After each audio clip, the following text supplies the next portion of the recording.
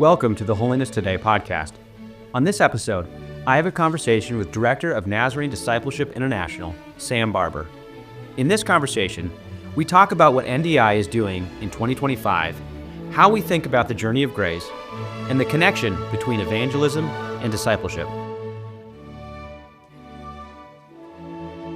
Here with Sam Barber. Before we get started, shout out to his wife, Jill. What are you celebrating today?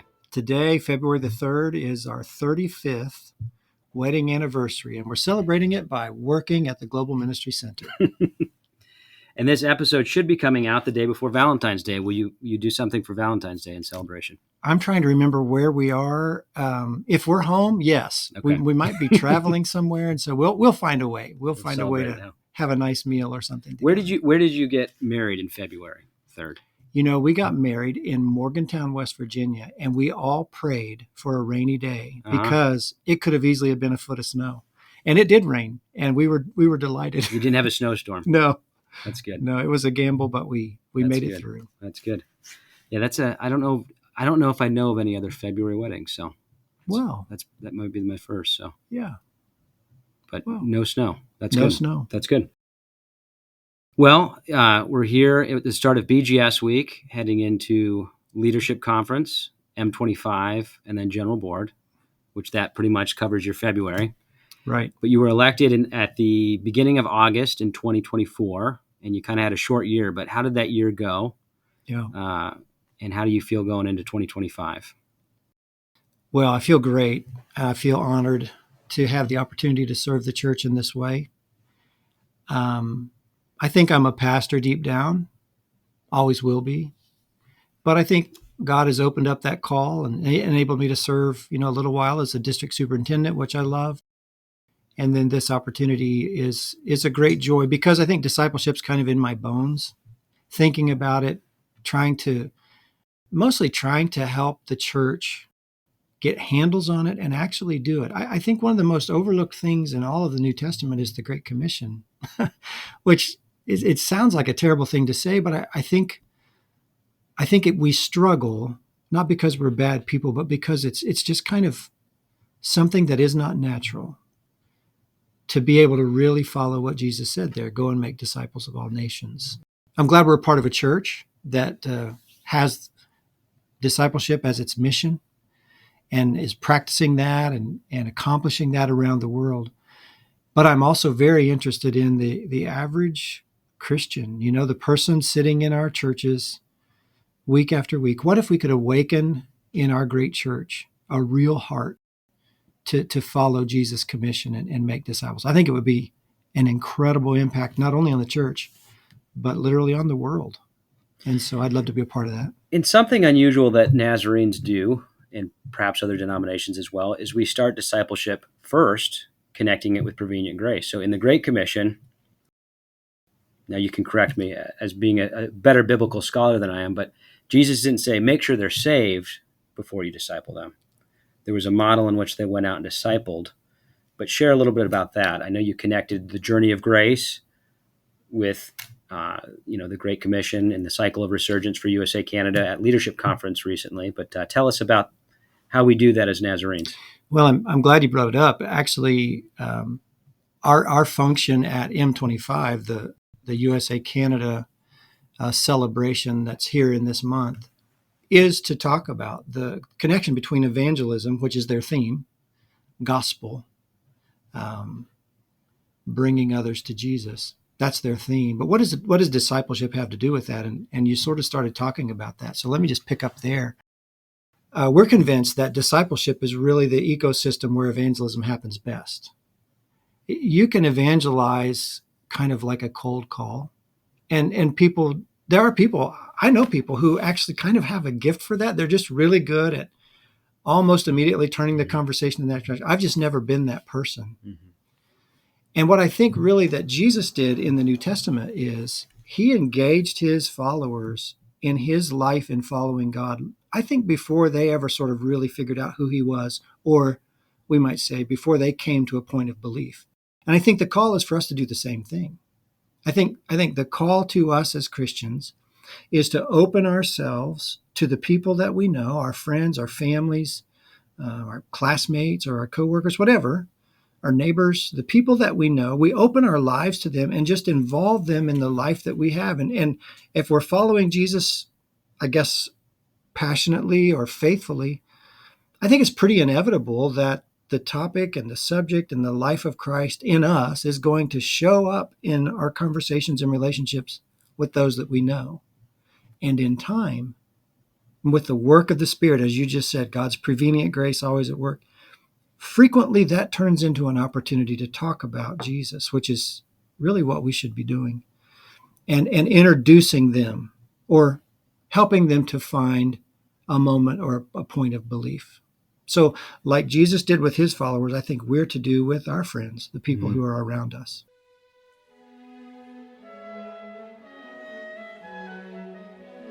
We'll be right back with the rest of this episode. But did you know you can receive credit for listening to Holiness Today podcast?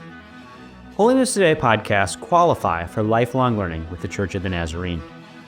To register for lifelong learning, simply go to learning.nazarene.org.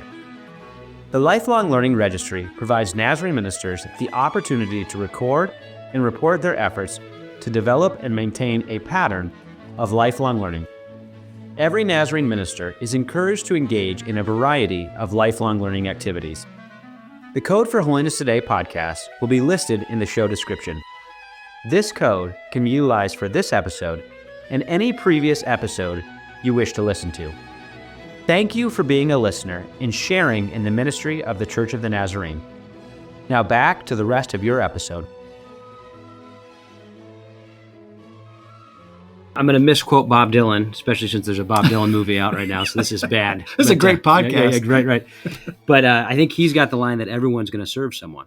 Yeah. So tell us a little bit about, you've talked about that in your book, People of Grace, but inevitably we as humans are following someone or something. Very good, yeah. And so what is that role as Nazarenes to really just kind of get not just professional pastors, professional ministers, but everyone to start thinking of, who are you listening to in your life? Who are you following? And kind of verbalizing that a little. There's so many things I'd love to say here. And they just all ran into my mind at once. So let me try to sort through a little bit. But I think you're right.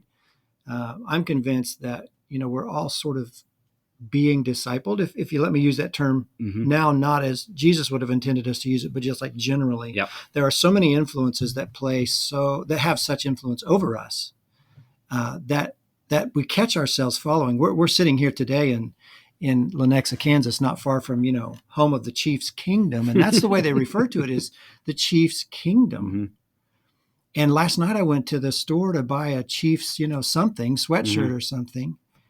And I thought to myself, my goodness, the amount of money that is being spent. Well, what's happening is that we're being discipled in this part of the country to be followers of this NFL football team. Yep.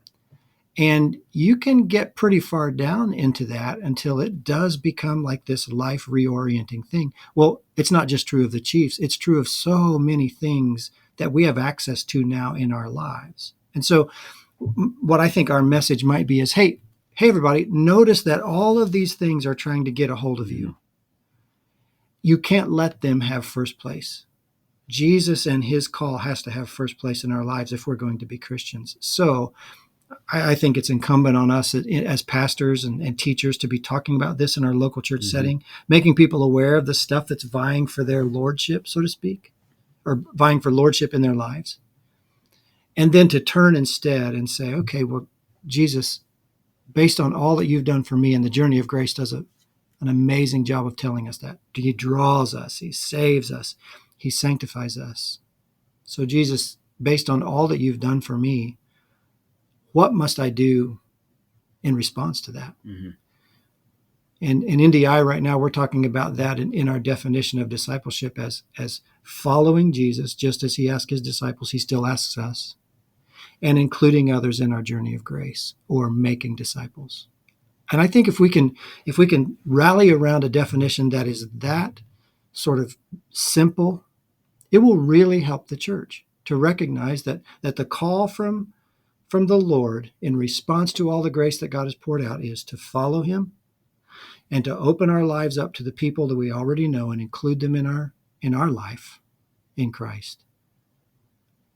I can get behind that. Yeah.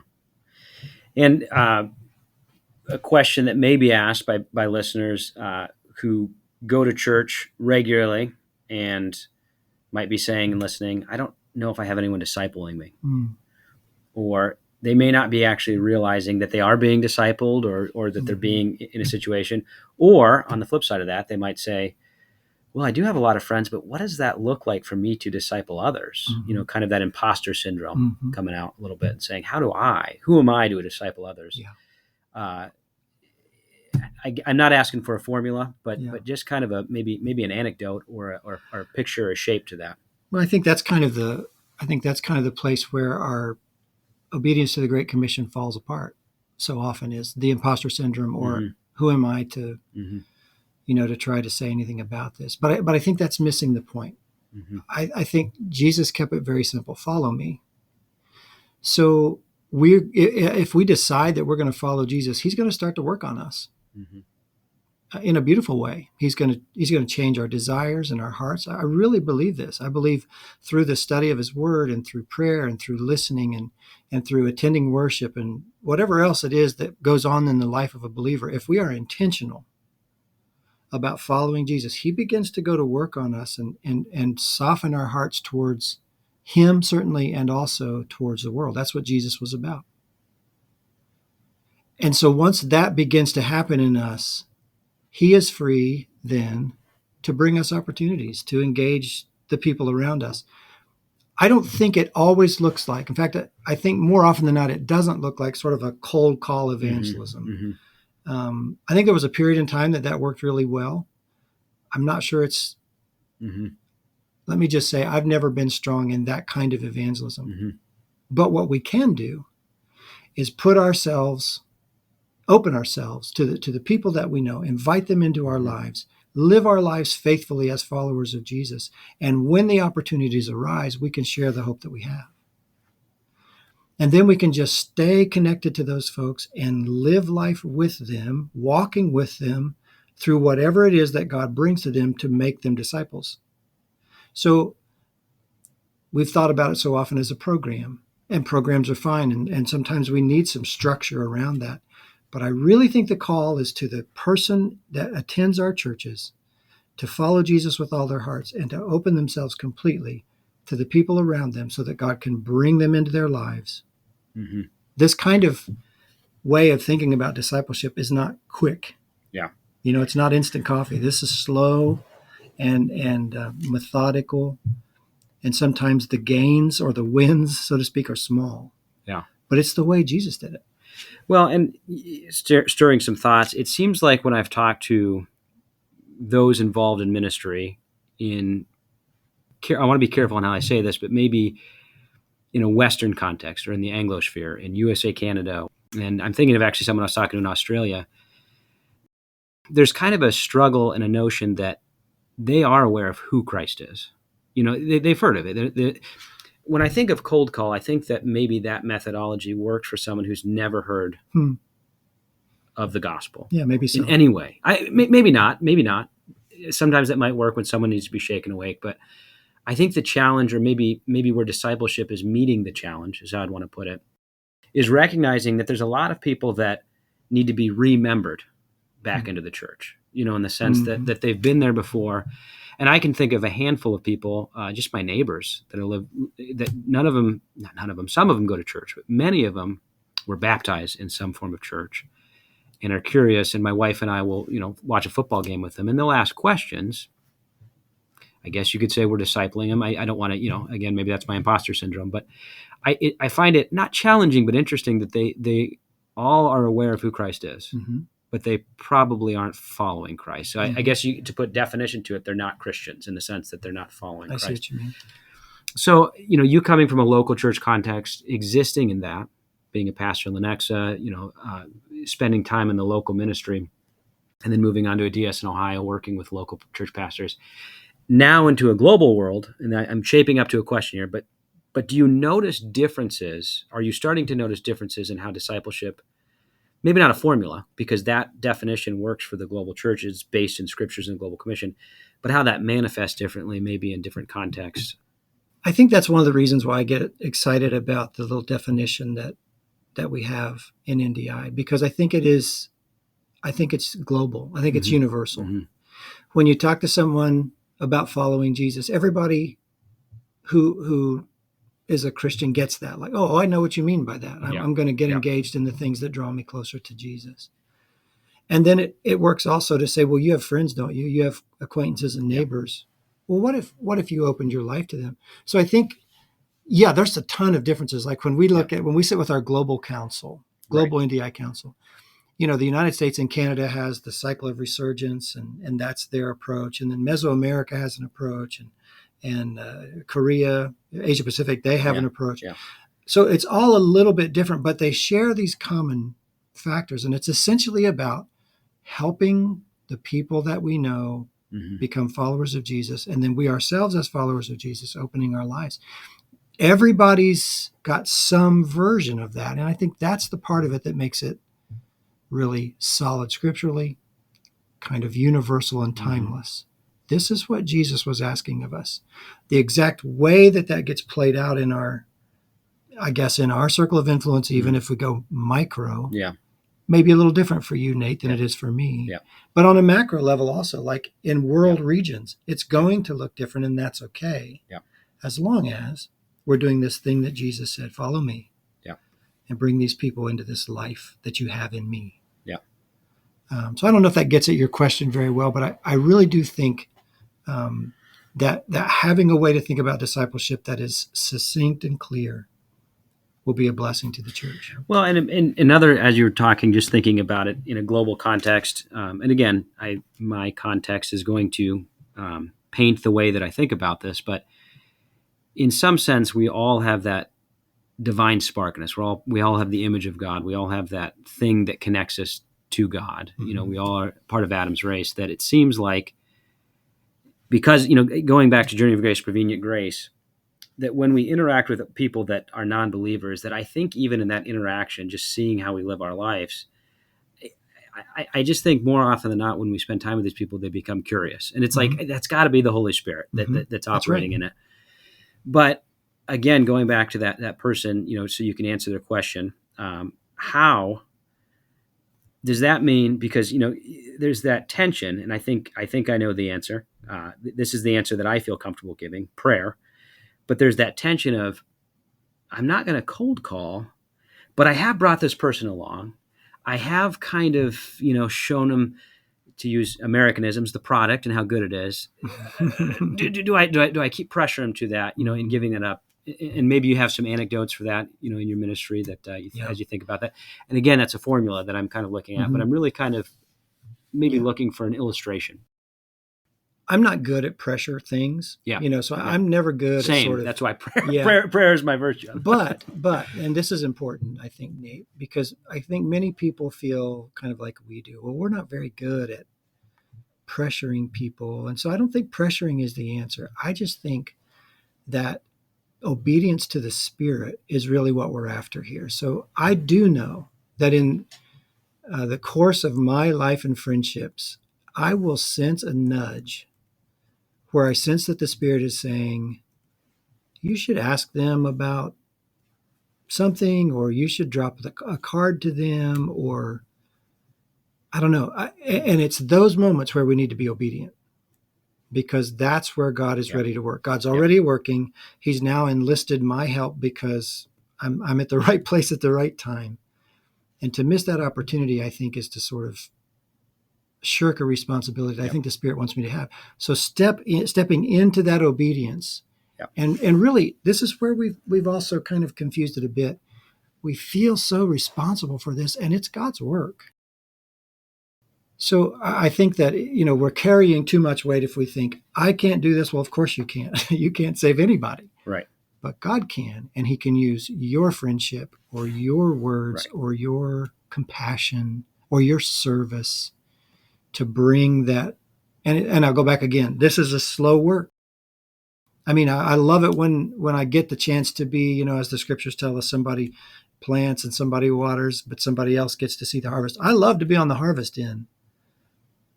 But I think we have to spend an awful lot of time on the planting and the nurturing. as we think about the sanctification side of the journey of grace, being set apart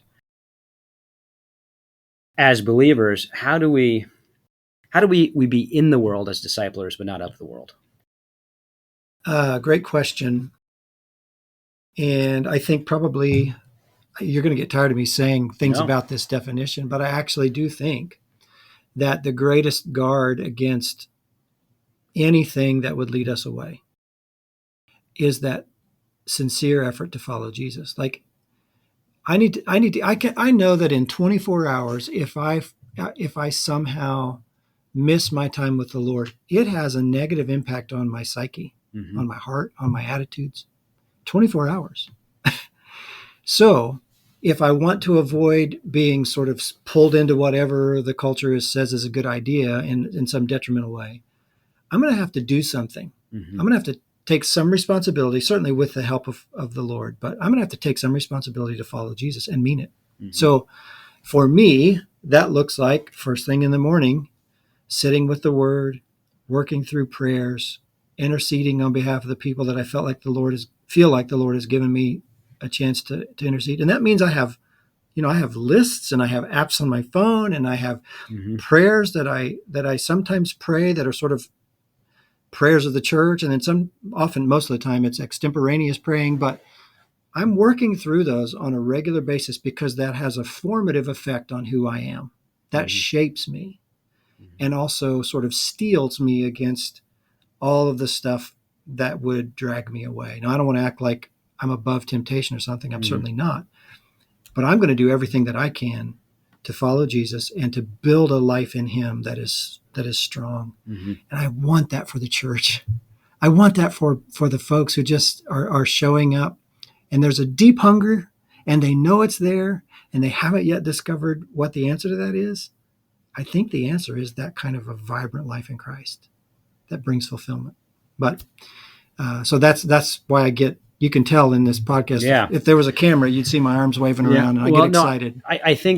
I guess the tension is to make sure that when you are in the world, that you don't look more like the world than the world starts to look like Christ that you might be interacting with. Because I think of variety of friends and new Christians that are being pulled out of their context, but they may be going back into it, and the context is influencing them more than they're influencing where they're at. And then I think of others that I wouldn't worry at all. So now to ask more of a formula question, have you identified ways in which, strategic ways in which you are maybe implementing this new mission statement? You mentioned a podcast, but what else have you looked at of ways to kind of get this mission statement out? Well, one of the themes that we kick around, I've kind of mentioned it in passing, but we just started talking about to the pews. Kind of was just a shorthand way of talking about getting right to the people in our churches. We love the way that our Church of the Nazarene communicates. We have a wonderful communications department, and they've been, heroes for us in getting the words out and the messaging out. But we also know that a lot of people, especially around the world, have a phone. And so we decided early on that we would try to marshal the best parts of social media. Social media can have some really lousy parts too. We're not about that. We're involved in social media to do two things. One is inform, and two is celebrate. And so we have a Facebook group. If you want to find it, and we'd love it if you would. Nazarene Discipleship International, that's the address for that. And then we started an Instagram in about September, I guess it was. And its address is just Nazarene Discipleship. But here's why it's important. We're creating content specifically to be on social media, to try and communicate, to inform. And then we're also trying every opportunity we have, like when I get to travel and speak somewhere or share in an NDI convention or whatever, we want to celebrate that and celebrate the disciple-making emphasis of the church. In fact, as soon as we finish recording this podcast, I'm going to go next door and record what we call discipleship minutes, little videos, 60 seconds or less, that communicate a key truth about disciples. So that's one of our emphases. The podcast certainly is targeted for spring of 2025. And so we're hopeful to do that. And our purpose there is to provide content to the people in the pews that is accessible on their schedule. I love to have occasions when people come on my schedule and we do something. That's all good. But if you can hear what we want to say during your commute or while you're working out or cutting the grass or whatever, then I think we've got a win there. We have an opportunity for you to learn or for you to be informed or for you to celebrate with us at a time that's convenient for you. Will you be on the podcast regularly? Yeah, I think so. Okay. Regularly. I think sometimes there'll be sort of little shorter podcasts that are maybe monologues where we want to communicate something. And then we hope to do a ton of interviews and exciting things, inspirational things with people. I think it would be incredible to be able to hear from other parts of the world. Like, what's it look like to be a discipler in Brazil? Or we were just recently at the Third Wave, which is an NYI event, received an invitation to be a part of that. And it was amazing. Those are 18 to 29-year-old Nazarene leaders from around the globe. And to get in that environment and to hear them talk about their faith in Christ and what's going on was so motivational to us. And I just was making this list of all these people I want to follow up with and say, come and be on our podcast and tell us what it's like where you are. Yeah. So we're excited about it. You can tell. Well, we have found it at Holiness Today being a great way to hear stories. Yeah. It's, when you have someone write a story, it just doesn't, you don't hear their voice. You don't hear the emotion behind it. So it's been a great communication. As you were talking, I was on my cell phone, but in our last podcast, we were playing with the numbers of how many people are non-ordained in the Church of the Nazarene. Mm. And so I wanted to pull it up. I think I had sent you the number after I got it from research. So shout out to Rich Housel. 98% are not ordained, in the Church of the Nazarene. Our audience is the people in the pews, as you were saying, predominantly. And when you think about that, Nate, if you think about whatever we're up to now, so I don't know, maybe it's 2.7 million Nazarenes. Just think about if even a percentage of that group begins to really get serious about what Jesus meant in the Great Commission, what a difference that can make in the world. Huge number. Yeah, it's massive influence. Yeah. And we can have it. I'm gonna misquote, so I'm gonna need to have Ryan Giffen fact check this misquote as I did last time. But was it Wesley or Bresee? Maybe Bresee quoting Wesley, but talking about when you preach with the gospel in one hand and the newspaper in the other. Yeah, I don't know. Now I'm going to have to fact check myself. We'll do it for the next podcast. And so, good thing I'm in the Gen Sec department, so I can have myself fact checked. But one thing we've recognized on social media, and we have not even really begun to engage in this area, but things go viral. You see there's things that are perhaps bad news in the world, but to play on the news motif, how does the gospel, how does the good news fit into that? Do you find it? Have you started to look at finding it beneficial if something's happening in a world area to have a response to that? Or, I mean, it's tricky because you immediately get wrapped into some of the agendas of other people. But what does that look like on social media? Because I know that's the tough question for probably a lot of our departments and leaders. Yeah, I think for us, we keep it pretty simple. And I mentioned it before. We're gonna talk about things that are germane to discipleship, and then we're gonna celebrate. So, I'm not sure we'll spend a lot of time trying to respond to things like that, in part because as sure as you begin, you've left something out that's important and you've hurt people and you didn't mean to. So I think we're going to stay in our lane, focused on teaching and trying to communicate about the principles of discipleship that we feel like will motivate and mobilize the church. And then just celebrating great stories, hearing great stories and bragging on, God in a way. And will the setup kind of be like this, a conversation you think that'll be taking place? Yeah, I hope so. We hope to be able to do some, of course, in person. That's the best way. Yeah. But we're so grateful now for some of the technologies that exist, because there's no way we could afford to fly people, all over the world to share with us. But we can catch them on some kind of video conferencing device, and man, that makes it so much more likely that we can get great stories.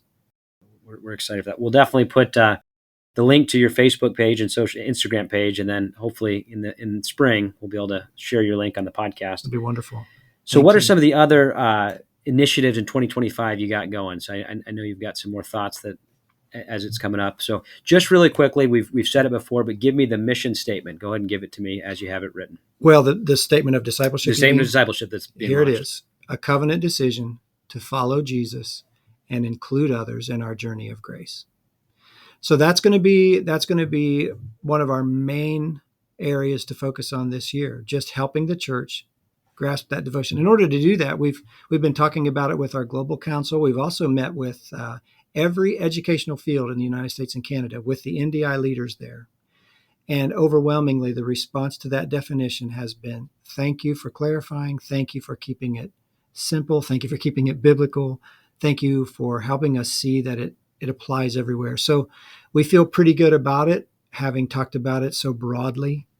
So we're going to spend a lot of time there. The other thing is, now we've got to resource the church along those lines. So our wonderful friend in the discipleship place, John Comstock, he and I have been meeting, and he's already beginning to build resources and to organize resources under those two headings. What does it look like to follow Jesus? Here's resources to help you.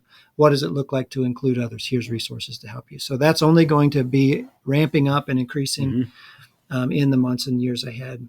We're also excited about collaboration. We walked into that with the United States and Canada Regional Office, and it's been such a blessing to us.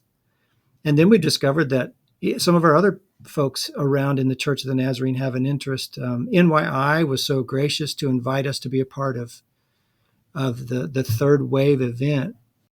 Even we've been talking a bit with stewardship about ways that discipleship and learning to be stewards of our resources go together, and they certainly do.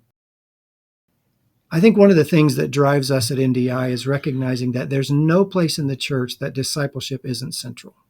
That's a terrible sentence, tons of negatives in that. But what I mean is, everywhere you go in the church, discipleship is key to that. We think it's the heart of the church, and a strong heart means strong ministries. So strong discipleship means stronger ministries for the church. Sometimes we refer to it as the thread. If you think about the church in all of its beauty as a garment of clothing, a suit of clothes or something, discipleship is the thread that holds that whole thing together. You take away discipleship and everything falls apart. So we're delighted to be right in the middle of everything, and it's overwhelming and exciting all at the same time. But we're delighted to be right in the middle of that. So we're continuing collaboration. I'm really excited to meet our global council for the first time in person. So in April of this year, we'll meet together. And these are some terrific leaders around the world.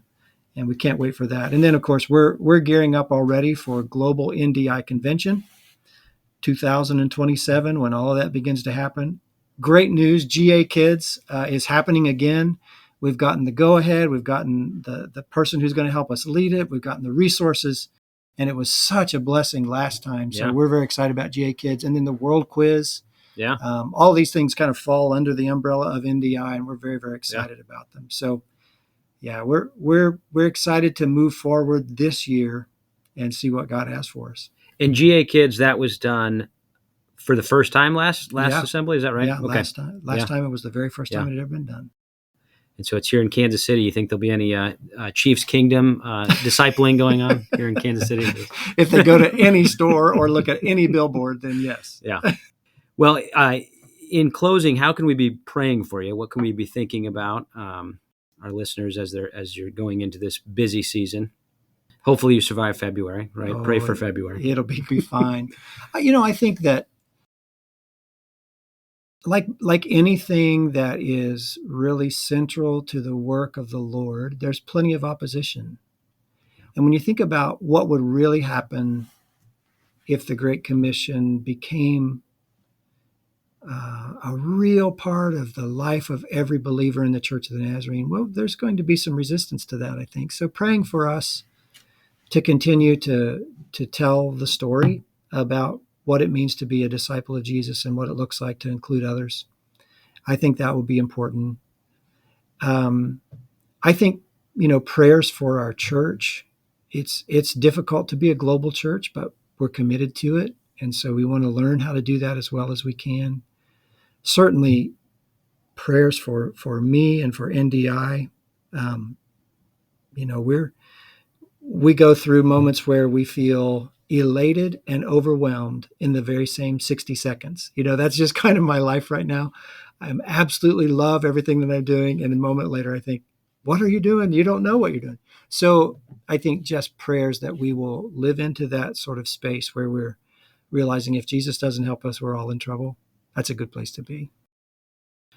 But I could keep going, but I'll stop there, I guess. So this recording will come out after your workshop. So how did your workshop go? I hope it went. I hope it went really well. No, but thanks for sharing this time. It's always a pleasure.